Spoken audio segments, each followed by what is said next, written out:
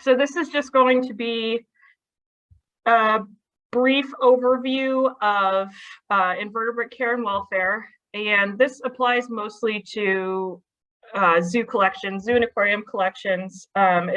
It's geared a lot towards keepers and educators that have a wide variety of animals under their care, including invertebrates. So people that are not specialized in invertebrates, but have them on their run. This is just kind of an overview of care in those situations, the way that you prepare for animals, the way you care for them, the way that you alter variables to improve their quality of life. Some stuff might get a little bit in-depth. I'll try to keep it basic, but I like talking about these things, and there's a lot to cover. So me, I've been in the field since 2007. I focused on reptiles and amphibians for most of my career. I've been to large and small institutions, accredited and unaccredited, with a variety of staff sizes and collection sizes. I have always kept invertebrates privately, but in 2016, when I was employed at Fort Worth Zoo, I was able to get a really in-depth experience as far as maintaining USDA APHIS room with a collection of animals that we wanted to have cultured. So I did that for 3 years and I loved it. Invertebrate care is very detail oriented. You're able to see animals' lifespans in their entirety. You're able to see them reproduce. It's very fulfilling if you can get past the creepy crawly aspect of some of these animals. This is something that I would like to go back into in the future in my career. But it's definitely been one of my favorite taxa to work with. So the outline for this is pretty basic. I'm not going to go too in depth on anything besides providing care through to achieve the 5 freedoms through mostly the physical design of the enclosure. The physical environment for invertebrates is very important. Outside of their physical needs, things like enrichment and other elements usually are just additional. You can meet all of their needs through the design of their enclosure as well as the type of care that you're giving them. We'll briefly talk about handling versus exhibition. We'll do a little bit on enrichment, and then at the end, just some insight on where invertebrate welfare goes from here. And all these photos are, almost all of these are from Fort Worth. I tried to go back and get as many as I could. So this will mostly be focusing on terrestrial arthropods. So inverts usually refers to the insects, arachnids, and millipedes and centipedes you often see in zoo collections. So when I say inverts, it's mostly going to be terrestrial arthropods, and there will be some specific examples as well. So the physical elements of an enclosure have a variety of sub-elements. The most important thing is looking at the animal's natural history. So invertebrates are incredibly varied in their habitat, their activity levels, the things that they eat, their preferences for humidity and temperature. How they get their water source varies depending on the species. Some animals can be cohabbed with both their species and sometimes other species. That's a little bit more uncommon.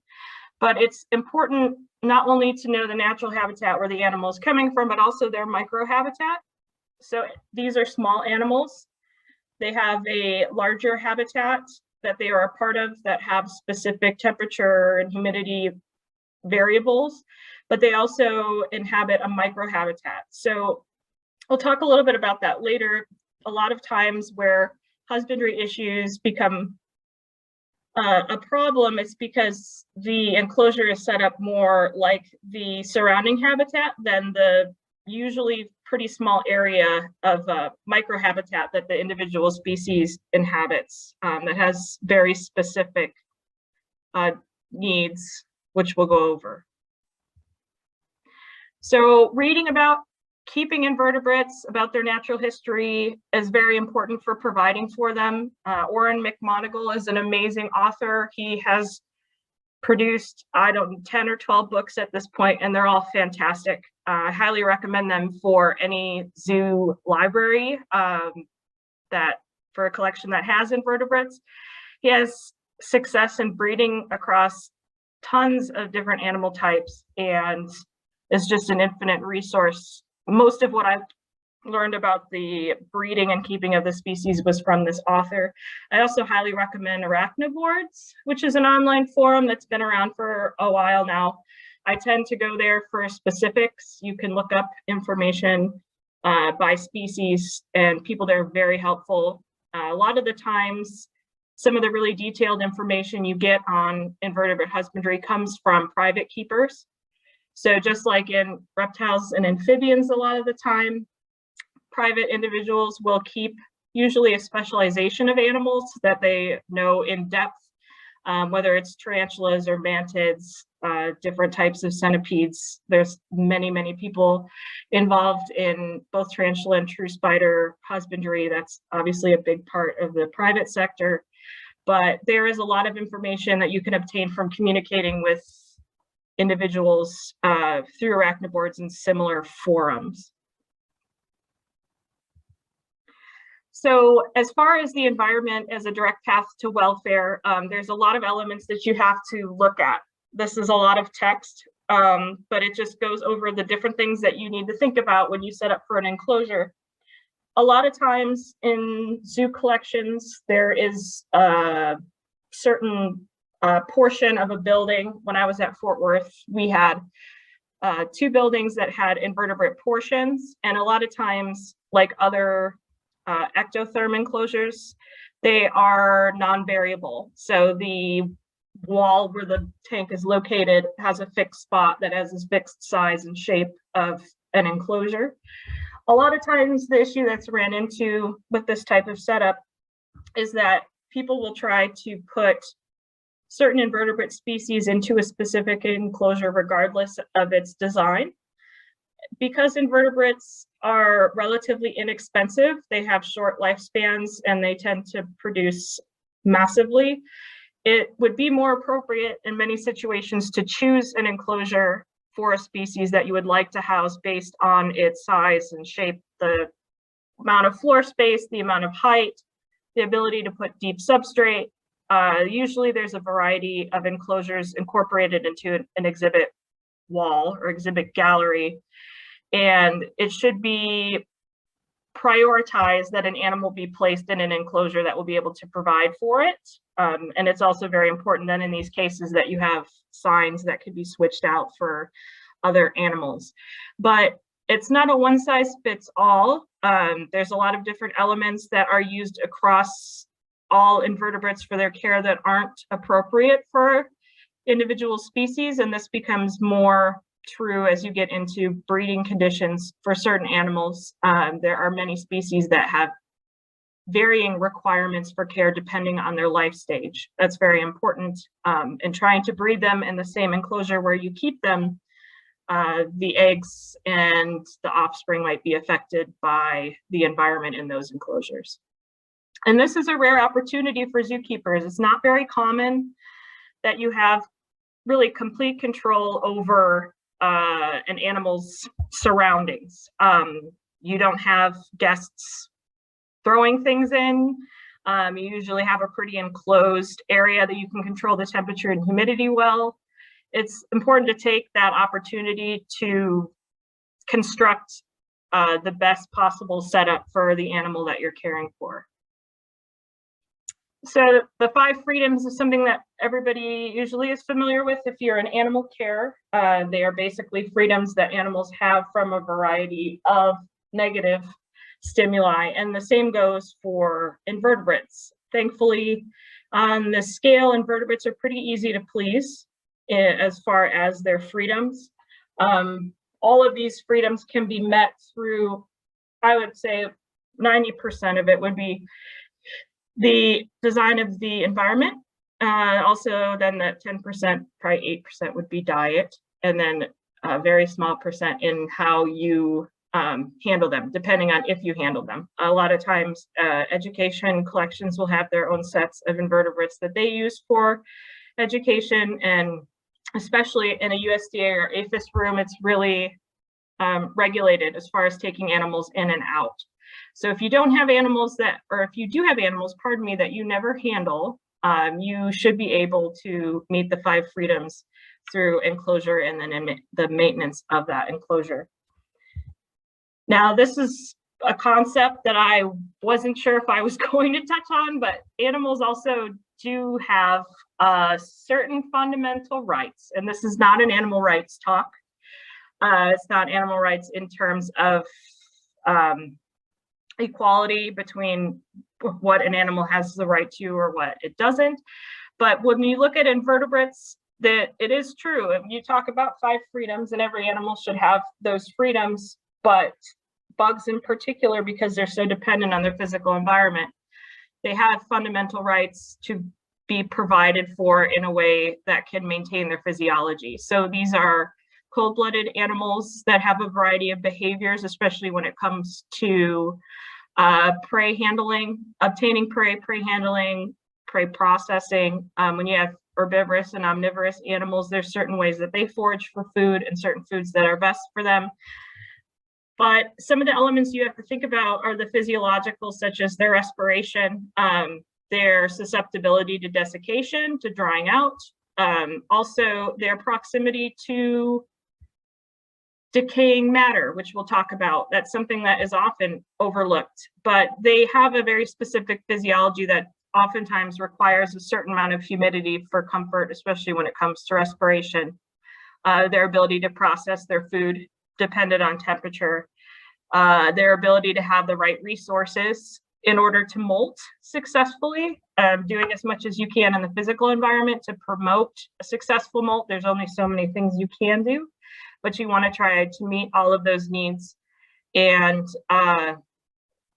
this is just a belief of mine that if these animals are going to be in a collection, they are little and they have short lives, but their lives are important. And it's an opportunity to really shine as far as taking care of some of these lesser liked animals in collections, both from staff and public viewpoint.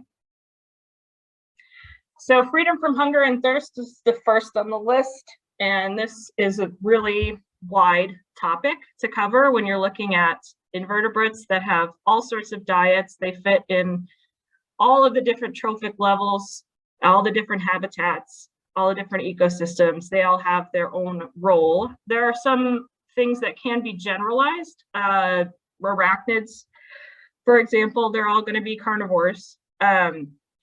Animals like tarantulas and scorpions, vinegaroons, the whip scorpions, they all have similar diet type, but diet frequency, feeding frequency, and then prey handling and prey size are both very important as well. So we'll go into that a little bit here.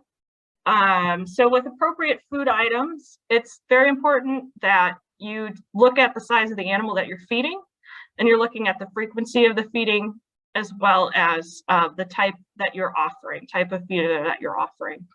So there are a lot of high energy carnivores that are often kept in collections, like assassin bugs. Centipedes are very active predators. Sun spiders or solifuges, those are also an active predator. And their metabolism kind of reflects that. And if you're keeping these predators at the right temperature, their metabolism is usually pretty quick, and they usually are fairly active. A lot of times centipedes in particular, their activity level correlates with their hunger level as opposed to resting after they eat. Their hunting styles are important as well. Animals that are mostly sedentary shouldn't be fed as frequently as those that are very active. You also want to vary the type of prey as much as possible. Most invertebrate collections have crickets, different types of beetle larvae. And then there's also hornworms, the soldier larva, phoenix worms. There's a lot of other supplemental items that some species really like. There's one thing that I would like to touch on here, let's see, no, we'll go to this one. So we'll touch on this now, and this note is no housemates. So as far as no housemates, there's a couple of different items that I want to touch on. A lot of times in collections, invertebrates are cared for in the way that their food is tossed in and then it's left. There are a lot of issues that are overlooked by invertebrates as they tend to be tolerant of different types of stimulation that actually isn't beneficial to them. One is the constant exposure to prey. So if you throw in a bunch of crickets with a tarantula, it only eats one or it doesn't eat any, and the crickets are allowed to remain until they die. This kind of can be related to instances where people feed snakes live prey and the snake is not interested, and then the prey becomes the friend of the snake. This causes a desensitization to prey items. It can also cause overstimulation in certain species. If you have an animal that is mostly resting in a burrow or under a shelter and it's being touched and crawled on by uneaten prey, this can cause unneeded stress in the animal. A lot of times you can tongue feed certain species, and that way you get a really good idea of whether or not they're eating, as well as controlling the number of extra prey items that are in an enclosure. It's usually advised that if you feed an animal that has live prey, that it's enough that they can consume it by the next day. I would recommend removing especially chewing species like superworms and crickets from the enclosure the next day if they were not eaten. I know that there are many people that have experienced consumed exhibit invertebrates that have been eaten by either a pest species of like the roaches that often get into exhibits in warm parts of the United States, as well as prey species. And this is in the case mostly of a molt. It's very frequent for animals that are molting that have live prey in with them will get chewed on or even killed by those animals because they're not capable of defending themselves and they don't have the protection of the exoskeleton. So it's not advisable. This happens a lot also in reptile and amphibian enclosures to have a stock of prey items in an enclosure. And this actually works counter. Food is always available to them, but at the same time, it's a constant stimulus that they would not encounter in their wild habitat. Another thing is uneaten food items that are dead or partially consumed. Because these animals live in such small enclosures, a lot of the time, they are exposed to the decomposition of organic material, which can give off different toxins just through the natural decomposition of something like a dead cricket, but it also opens them up to exposure to diseases, sometimes pest species, and just the overall decomposing body that is in with them. It's very important to remove both the molts from these animals as well as uneaten prey or animals that have passed away on exhibit. It is not acceptable in the case of detritivores like millipedes to be kept in an enclosure with decomposing organic material with the assumption that the animal will eat that material. A lot of times they eat very specific parts of a decomposing animal or item, and they aren't going to really be the cleanup crew that you would expect from that. But it's frequent to see enclosures, mostly just because the husbandry training isn't there to clean up after these animals or clean up anything that was unused or uneaten. And unfortunately, I believe that this contributes to public perception of bugs in zoo collections, because you have an animal in an enclosure that is supposed to enhance the appearance. It's supposed to take advantage of their adaptations to show how cryptic they are, and then also to show how well they can hide. And so that's usually the one thing that people assume when they look at enclosures, something's hiding. If they look into an enclosure and there's a lot of dead material and dead bugs, and just a whole colony of crickets on the other underside of a log. It doesn't really put people in a positive state of mind when they're viewing an animal on exhibit. And so I just wanted to touch on that, even though I skipped the slides. There we go. Yes, no pests, no corpses.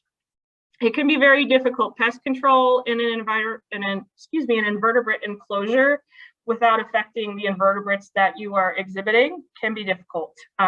There's ways to go around it, and we can talk about that later. I didn't put that in this slide or in this slideshow. So I already touched on some of this. A lot of animals that are consumers of decomposing wood and leaf material shouldn't live in an enclosure that has mold from lack of ventilation or fungus in it that isn't wanted.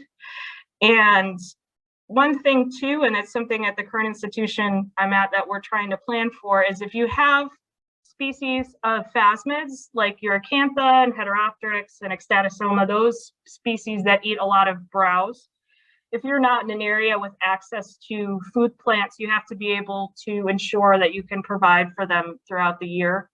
A lot of browse-eating species, some will eat frozen browse that's thawed, but a lot of them will need fresh browse throughout the year.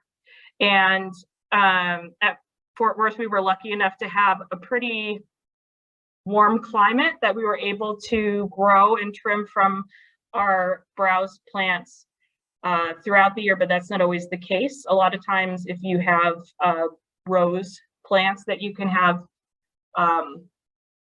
growing in time for winter that you can cut from, but they have a huge appetite. These animals that live in dense groups eat a lot of browse. If they don't have as much browse as they need, they will chew on each other. That's common. They'll chew on each other's joints. They'll chew on each other during molts. They'll consume other animals' molts. Those are all signs that they're hungry. They'll also strip the browse. They'll strip the outer layer off of branches. And that's a pretty good indication that they need more. If you don't want a colony that's that large, you can cull them. It would be more advisable to cull them than to be unable to provide the food that they need and subject them to the stress of a neighbor chewing on them. And there was very important. Water is super important. It's important for consumption. It's important for respiration.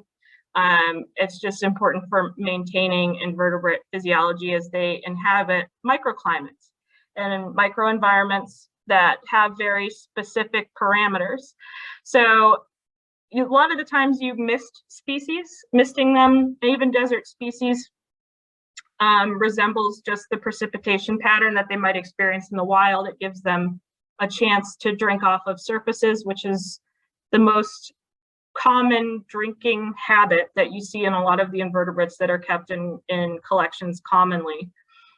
It is really neat though sometimes to add a water dish to an animal's enclosure that normally wouldn't be drinking. The left picture is Uracantha, which is a common stick insect that you see in collections. Every week or so, I would offer them a really shallow dish, and there were individuals that would drink from the dish. They wouldn't all, but it gives them a chance to get extra water if they need it.